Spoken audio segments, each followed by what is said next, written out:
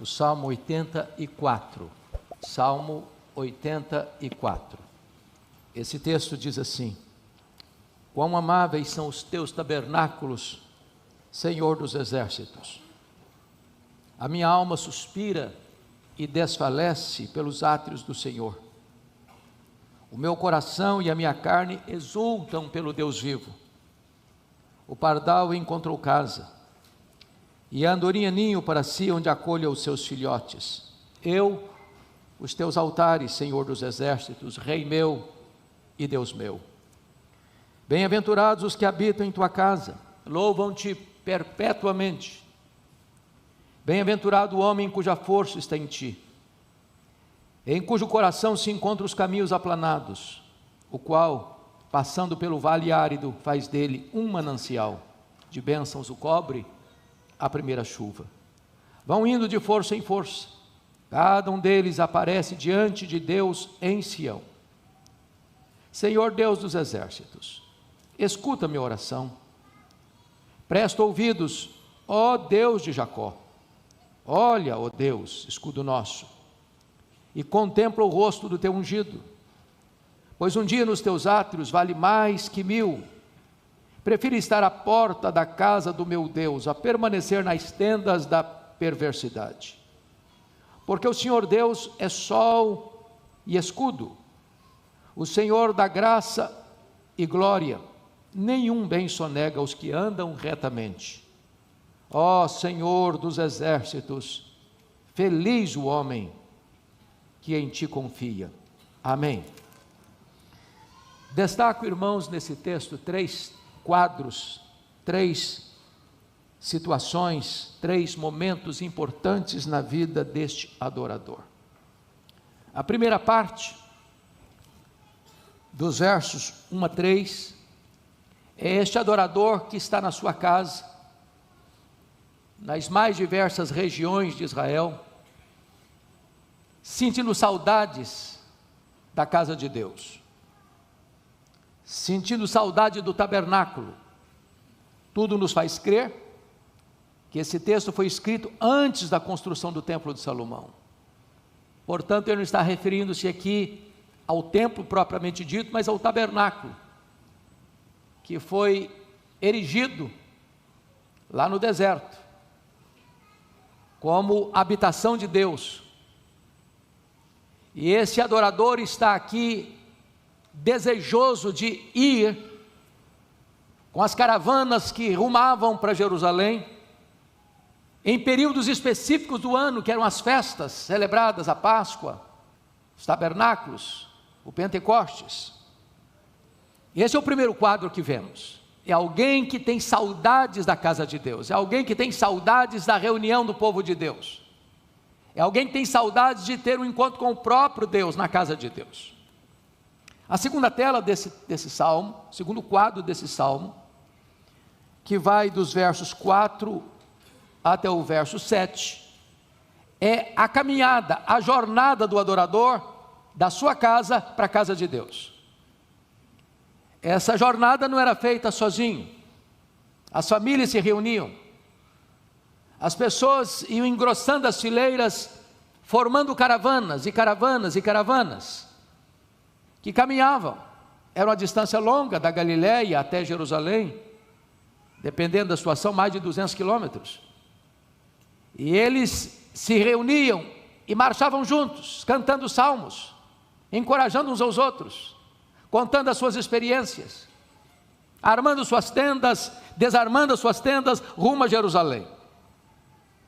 E a terceira tela deste salmo, dos versos 8 ao verso 12, é quando esse adorador chegou na casa de Deus.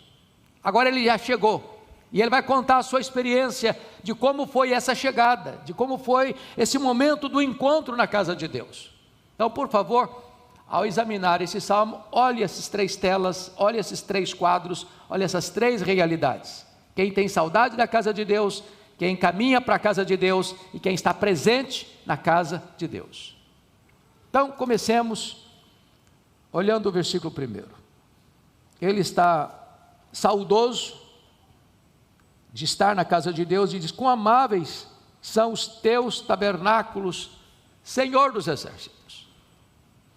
Irmãos amados, às vezes nós corremos um grande risco de perder a beleza, o encanto, a sublimidade das coisas espirituais por causa da rotina, por causa do costume. Corremos o risco de num domingo de manhã levantarmos-nos, dirigirmos-nos à casa de Deus, sem qualquer emoção, sem qualquer sentimento de gratidão, sem qualquer expectativa do que Deus vai fazer. Ele diz no verso 2, que a sua alma suspira e desfalece pelos átrios do Senhor. E é claro que quando ele diz que a sua alma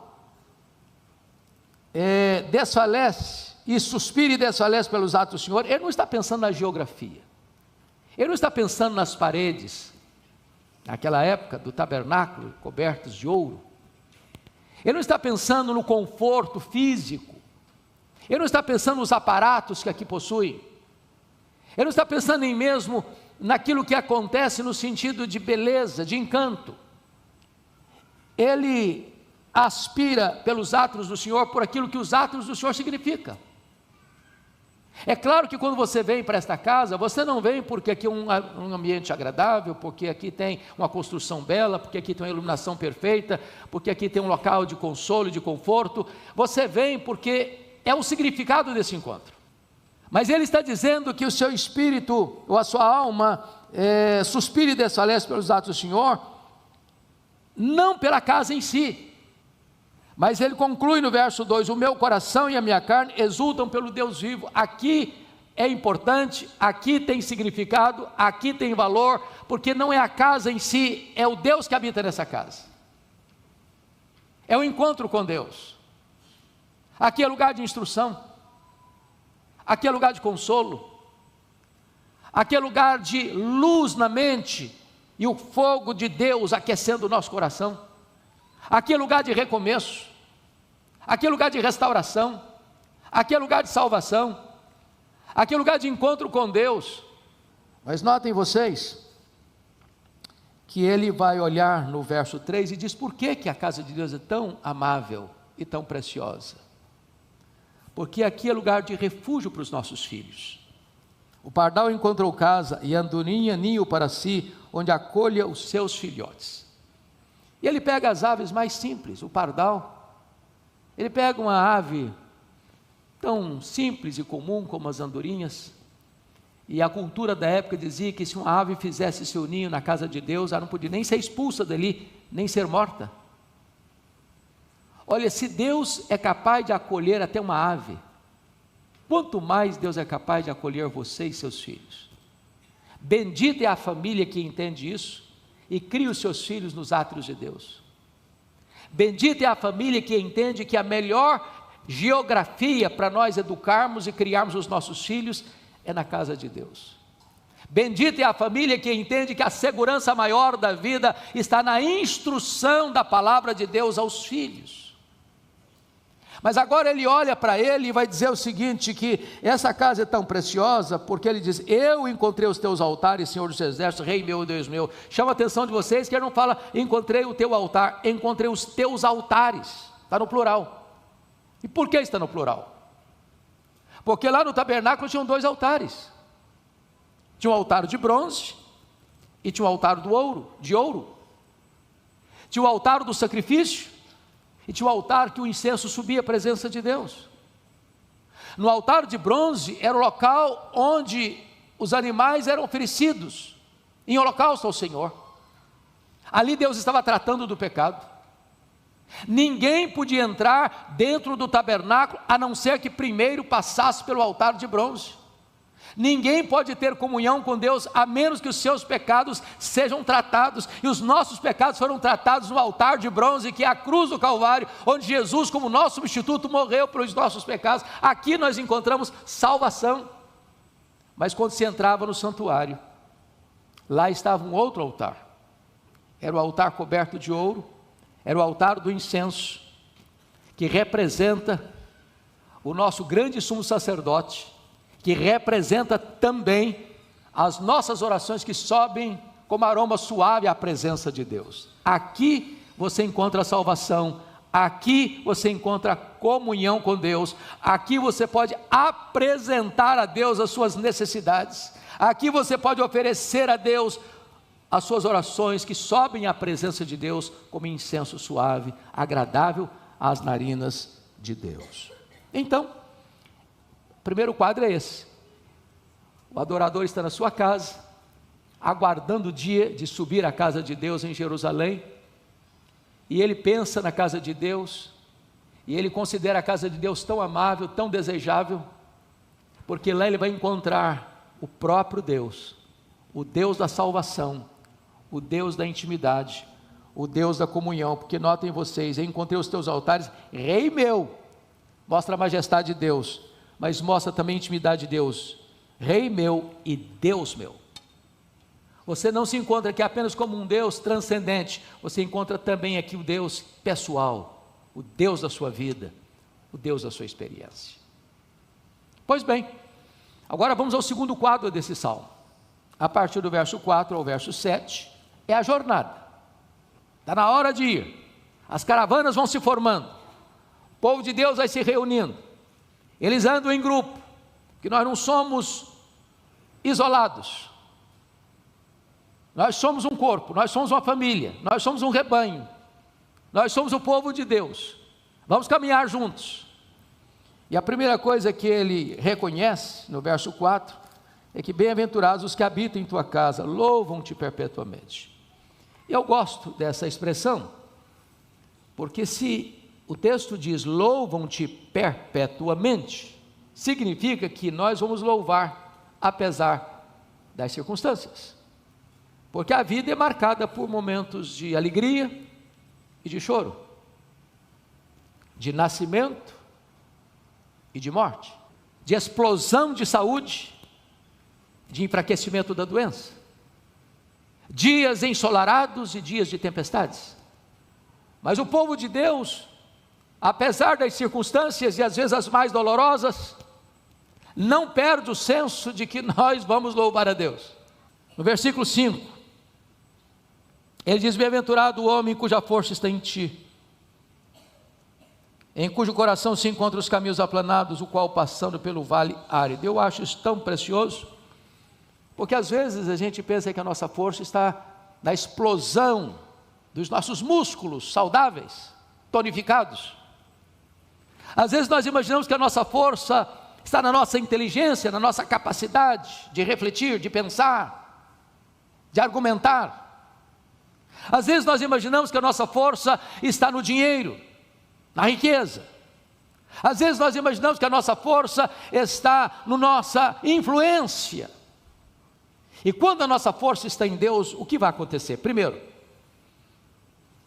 Deus é capaz de, mesmo na situação mais difícil da vida, manter o seu coração sereno e confiante. Notem vocês comigo, que está escrito assim: em cujo coração se encontram os caminhos aplanados, o qual passando pelo vale árido. Em outras palavras, os pés estão no vale, mas no coração os caminhos estão aplanados.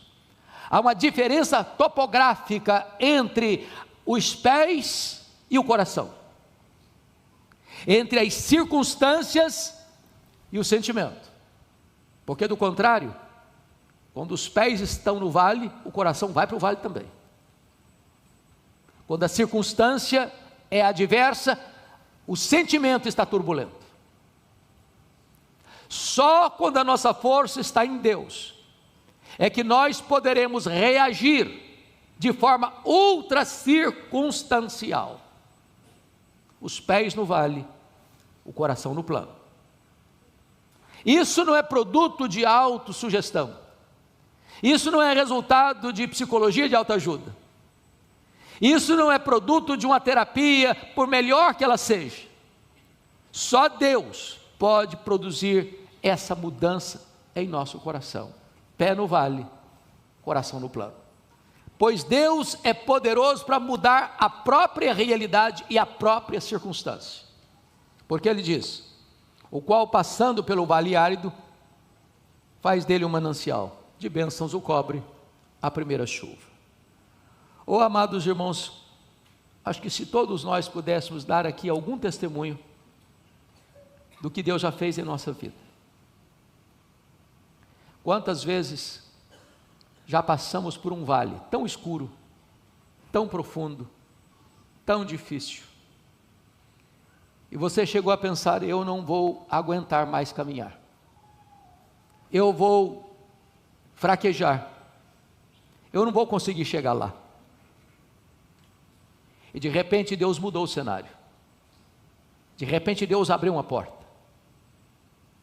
de repente o choro da noite inteira foi transformado em alegria pela manhã.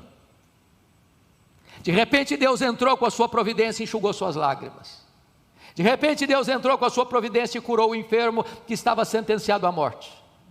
De repente o quadro que era inimaginavelmente irremediável e irreversível é mudado de uma maneira extraordinária, porque o seu Deus, o nosso Deus, é poderoso para transformar vales em mananciais. Bendito seja o seu nome. É curioso que essa expressão do verso 6, o qual passando pelo vale árido, é traduzido na versão corrigida como vale de Baca. E vale de Baca é traduzido também como vale do choro. E já li, pastor Jair, tem alguns comentários, que esse vale de Baca existia uma vegetação, às vezes, chamada de balsameiras choronas. E esses arbustos produziam nas suas folhas uma espécie de orvalho, de gotas, que caíam, como se fossem lágrimas. E por isso que alguns comentaristas dizem que o vale árido, ou vale de Baca, ou o vale do choro, é o vale que retrata os momentos mais difíceis da nossa vida. Nós temos também na caminhada da vida vales, onde choramos a dor do luto, choramos a dor das perdas, choramos a dor do nosso próprio pecado, das nossas fraquezas, mas o nosso Deus é poderoso para trazer no deserto de areias esbraseantes um manancial. Como diz o Salmo 126, no pedido: restaura, Senhor, a nossa sorte como as torrentes do Neguebe. O Neguebe, vocês sabem, é o maior deserto de Israel. E não é um deserto de areias fininhas, como o trigo, mas de pedregulho, de montanhas altaneiras, de pedras rochosas, fortes. E você caminha e diz: meu Deus, aqui não pode produzir nada, aqui não pode nascer nada. É impossível que nessa geografia você possa ver alguma coisa verde, alguma coisa frutificando.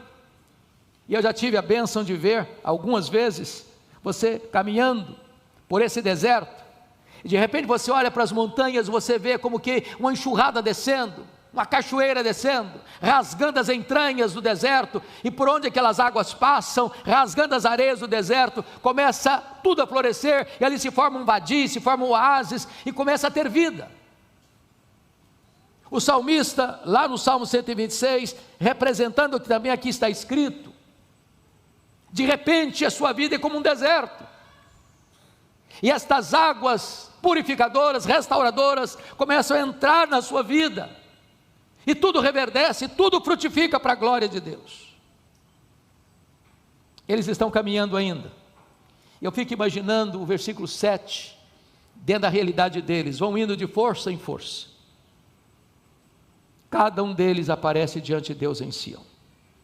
Eu imagino que numa caminhada longa, de mais de 200 quilômetros a pé, tem pessoas idosas, tem pessoas jovens, talvez algumas mamães carregando os bebês no colo.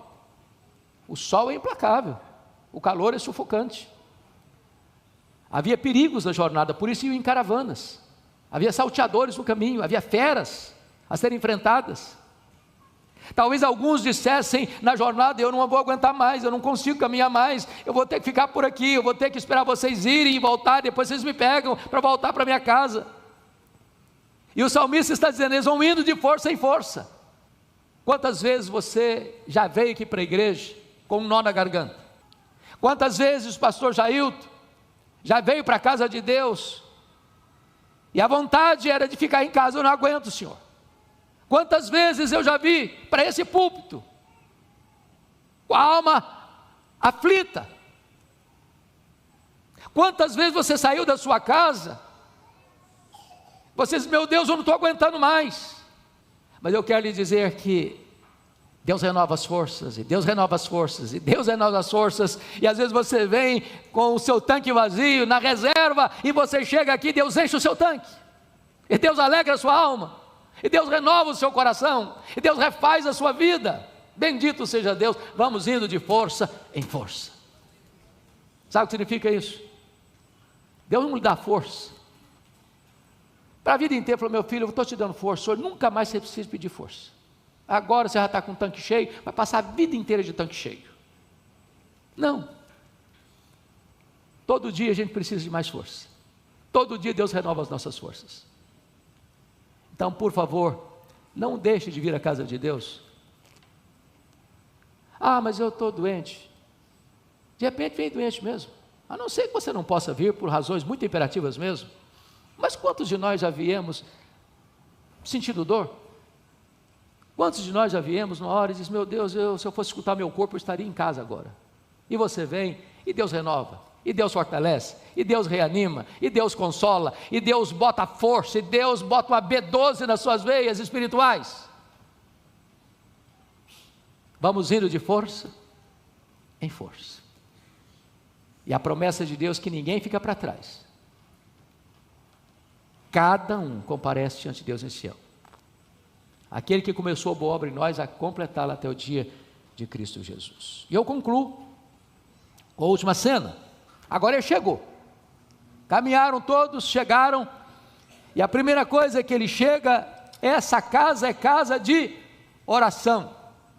E a primeira coisa que ele faz é oração. Senhor Deus dos exércitos, escuta minha oração, presta ouvidos, ó Deus de Jacó. Você chega com adoração, você chega com necessidades, na presença de Deus.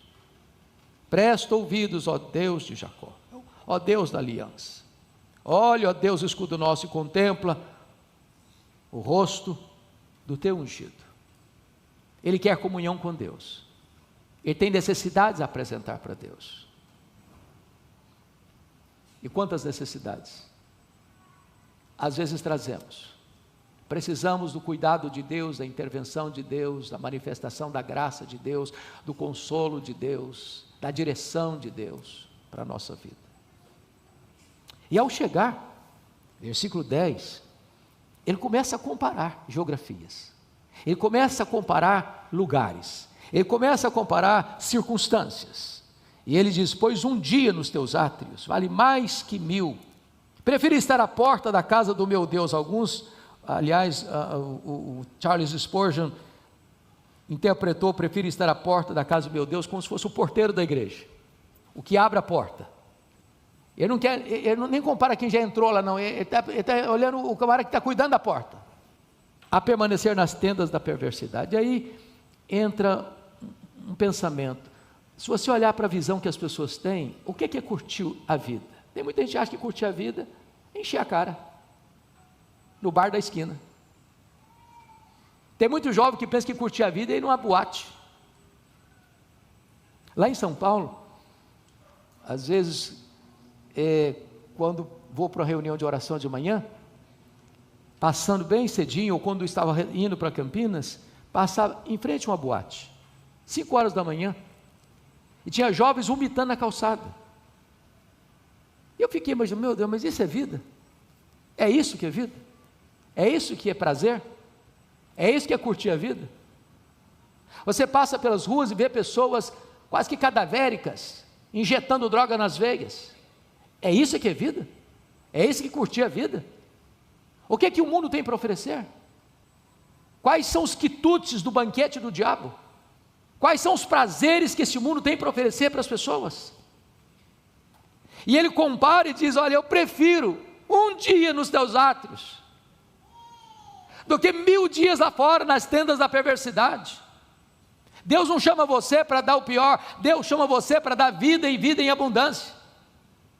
Deus chama você para fazer você verdadeiramente feliz, porque é na santidade que reina a felicidade, e não nos prazeres do pecado. E Ele vai avaliar quem é Deus e o que Deus pode dar. No verso 11, o Senhor Deus é. Então veja você que primeiro Ele diz quem Deus é, depois Ele diz o que Deus dá. Deus é sol e escudo, duas figuras incríveis. O sol, a fonte da energia, a fonte da luz, a fonte da vida. Deus é a fonte da luz, da vida, da força, do ânimo, da salvação. Mas Deus é escudo, Ele protege, Ele guarda, Ele livra. Tem perigos, tem ameaças, tem dardos inflamados, tem riscos que você não vê. E ao mesmo tempo que esse Deus revela e mostra e traz luz, Ele protege, Ele guarda, Ele livra, Ele é escudo, Ele é sol. Este é o nosso Deus. E agora Ele vai dizer o que Deus dá. O Senhor dá graça e glória. Ô irmão, graça é aquilo que nós temos e não merecemos nada, é graça. Mas o fim da graça é a glória. A glória é a graça consumada. A graça é a glória iniciada, e a glória é a graça consumada. Quem tem graça, irá para a glória. Não tem glória sem graça. Ou seja, só aqueles que foram salvos pela graça, desfrutarão da glória de Deus. E o Senhor dá graça e o Senhor dá glória.